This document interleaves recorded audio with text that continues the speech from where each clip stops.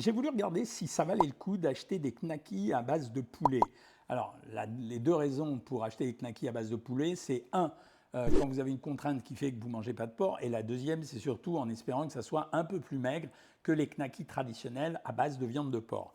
Bon, en termes de valeur calorique, je suis assez rassuré. Il y a quand même grosso modo 20% de calories en moins et 20% de graisse en moins que les knackis originales, mais le truc, c'est que ça n'aura pas le même goût.